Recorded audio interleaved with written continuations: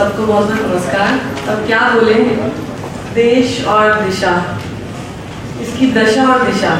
दशा तो क्या है आप सबको पता ही है, और दिशा क्या होनी चाहिए वही जो नहीं दिख रही है। और इस मंच पर कई लोगों ने, मैं जानती हूँ, जाने से पहले हर तरह की दिशा यहाँ पर बताई होगी, लेकिन एक पत्रकार होने के नाते जो दिशा मुझे लगता है कि इस देश की होनी चाहिए, उसमें तो सबसे पहले मैं अपने पत्रकार बंधुओं के बारे में बोलना चाहती हूँ। आप लोगों ने मजबूर कर दिया है कि इस देश की आवाम आप लोगों को देखना बंद कर दे। आप लोगों ने मजबूर कर दिया है कि इस देश में कोई शांति के साथ जीना बंद कर दे। मतलब उसको देख के ऐसा लगता है या तो आपको बीपी बढ़ जाएगा, आपको किसी न किसी डॉक्टर का इलाज लेना पड़ेगा। और इस तरह के तो इंसिडेंट्स हो भी चुके हमने चैनल पर देखी है कि हार्ट अटैक हो गया, तो उसमें भी, उसके बाद भी उनमें कोई फर्क नहीं आता। आप देखेंगे उनकी पूरी body language the next minute is the same, कोई फर्क नहीं पड़ता। मतलब जिस तरह से कहते हैं कि संवेदनाएं ही खत्म हो गई, वो हमको, मुझे लगता है कि चैनल्स में देखने को मिल रहा है। सिर्फ चैनल्स में नहीं, अखबारों में भी देखने को मिल रहा है। और ऐसा नहीं है कि मेरी कोई आवाज़ बहुत ज़्यादा दबाने की कोशिश की गई इसलिए मैंने छोड़ दिया। मैं तो न्यूज़ चैनल्स के बहुत अच्छे चैनलों में से, जो कि बल्कि आपको आवाज़ रखने का मौका देकर, मैं उस चैनल में थी। तो ऐसा नहीं है कि मेरी आवाज़ दबा दी गई, लेकिन मुझे इतना ज़रूर लगा कि शायद इसके आगे अगर मैं और बोलना चाहती हूँ वो मैं नहीं बोल पाऊँगी, एक लिमिटेशन है। और ये जिस तरह की सिचुएशन आ गई थी, उसके बाद मुझे लगा कि ये इस तरह से तो बोला नहीं जा सकता। और अगर मैं जाना चाहती हूँ ग्राउंड पे और जो मैं देखती हूँ मैं वही दिखाना चाहती हूँ, वो नहीं बोलने दिया जाएगा। हो सकता है बोलने दिया जाता, लेकिन मेरा अजम्पशन ये था।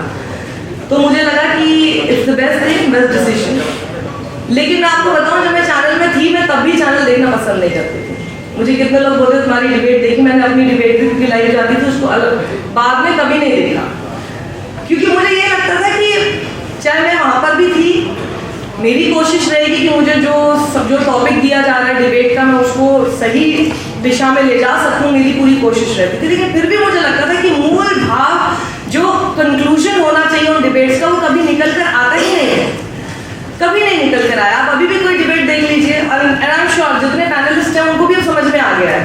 थोड़ी देर टाइम वेस्ट करो, चिल्लाओ, वर्सेस चलता रहेगा दोनों लोगों के बीच में, उसके बाद ऐड आ जाएगा, कितनी देर की स्पेस है, सबको सब समझ में आ गया।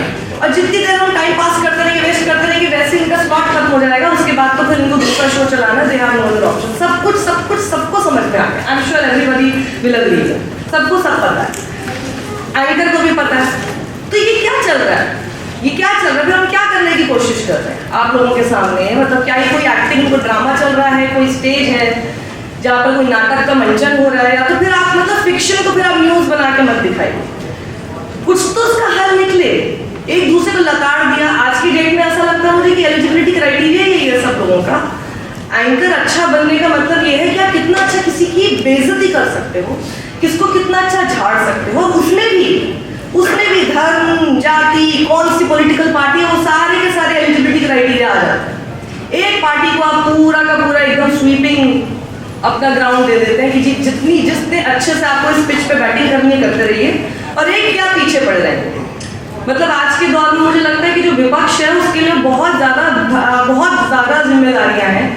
जो अपने समय में सत्ता में रह के जो भी किया उसका तो भुगत ही रहे हैं, जो आज हो रहा है दूसरी सरकार में उसका भी भुगत रहे हैं। और सबसे ज़्यादा मेरी जो संवेदना है वो नेहरू जी के साथ है। वो आज तक भुगत रहे हैं, वो हर चीज़ को करने के लेके चल रहे हैं। मतलब शायद मैं आज ये बोल पा रही हूँ तो मैं भी, मुझसे नेहरू जी बुलवा रहे हैं।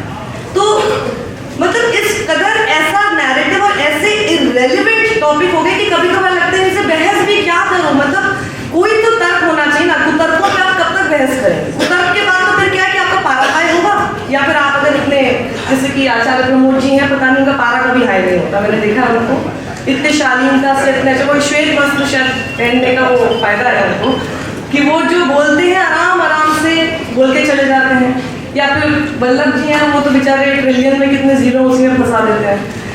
तो मुझे समझ में नहीं आता। मुझे एक्चुअली में लगने लगा कि शायद ये जर्नलिज्म नहीं था जो कि हम करने के लिए आए थे। और इससे बहुत भारी नुकसान आप सबका हो रहा है। मुझे लगता है कि उस पॉलिटिकल पार्टी का भी हो रहा है जिसके पक्ष में आकर, जिसको आप मोदी मीडिया कह रहे हैं, वो काम कर रहा है। मुझे कितने लोग जो कि उसी विचारधारा के लोग हैं, वो मुझे बोलते हैं कि हमने तो देखना बंद कर दिया। वो भी कहते हैं कि हमने देखना बंद कर दिया क्योंकि हमें पता है कि इसमें क्या दिखाएंगे, मतलब सच्चाई तो इसमें भी नहीं दिख रही हमको। तो सबको समझ में आ गया कि जो आप इनके चैनल्स पर देख रहे हो सब कुछ बनावटी है, वो सब एक पक्ष को सूट करने के लिए बताया जा रहा है। तो कहीं ना कहीं नुकसान तो आप लोगों का ही हो रहा है। तो दिशा तो मुझे लगता है कि सबसे बड़ी हमारी यही होनी चाहिए कि हम आगे कैसे बढ़े। हम पीछे जा रहे हैं, हम देश करने की बात तो कर रहे हैं, हम पोल्यूशन पर बात नहीं करेंगे। जब हमारी सबसे खराब एयर क्वालिटी होती है उसमें भी हम बहुत अच्छा महसूस कर रहे हैं, लेकिन हम भारत माता की जय करेंगे। तो कौन से देश की जय कर रहे हैं वो? फिर तो आपसे ज्यादा बड़ा देश विरोधी कोई नहीं कि आप अपने देश के अंदर की चीजों के बारे में नहीं सोच रहे हो।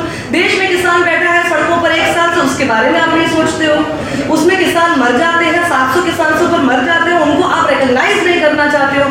कोविड में लोग मर जाते हैं, उन्हें आप रिकॉग्नाइज नहीं करना चाहते हो। प्रवासी मजदूर थे ही नहीं भाई, बेरोजगार कहाँ है? मतलब फिर आप रोजगार किस लिए दे रहे हो?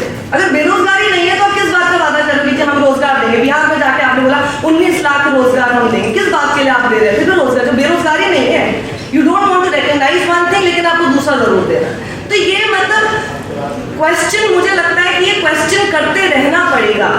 हम क्वेश्चन पहले से कर रहे हैं, पिछली सरकार में भी कर रहे थे, कभी मीडिया छोड़ने की नौबत नहीं आई थी, लेकिन आज आ गई है मेन स्ट्रीम मीडिया। क्योंकि मुझे लगता है कि जो डिजिटल प्लेटफॉर्म्स है वही अब फ्यूचर है।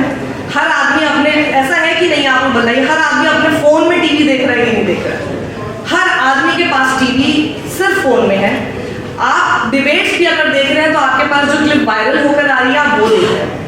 ये एक तो चीज कर दी गई है। तो इसलिए मुझे लगता है कि आप लोगों को धीरे धीरे इस बात को और समझना पड़ेगा कि जो सवाल, और शायद डिजिटल प्लेटफॉर्म्स ही हैं जो कि बहुत हद तक सवाल पूछ रहे हैं, आपको उनको और ज्यादा प्रमोट करना चाहिए। नॉट ओनली मी, एनीबडी जो भी कर रहा है यहाँ पर, अभी और साथ कितने पत्रकारों को सम्मानित किया गया, सब अपने अपने ढंग से जो अच्छा काम कर सकते हैं वो कर ही रहे होंगे ना, तभी तो सम्मानित हो रहे हैं ऐसे मंच पर आकर। तो आप लोग ऐसे सब लोगों को, जहां पर भी आपको लगता है कि बहुत इंडिपेंडेंटली ऐसा कुछ कर रहे हैं कि उनके ऊपर बहुत कुछ स्टेक पर है, उन सबको आप लोग सपोर्ट कीजिए। फेक न्यूज़ के खिलाफ जितना बोल सकते हैं बोलिए, उन चीज़ों को ज़्यादा से ज़्यादा फॉरवर्ड कीजिए ताकि वो व्हाट्सएप अंकल को जवाब मिल सके। वो जो व्हाट्सएप अंकल होते हैं जो दिन भर आपको भेजते हैं कुछ ना कुछ फेक न्यूज़, उनके जवाब में प्लीज़ आप एंटी फेक एक एजेंडा ज़रूर चला दीजिए व्हाट्सएप पे।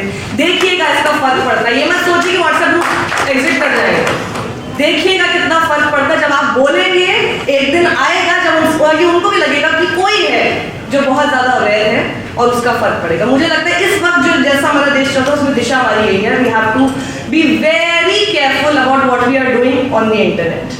Thank you so much.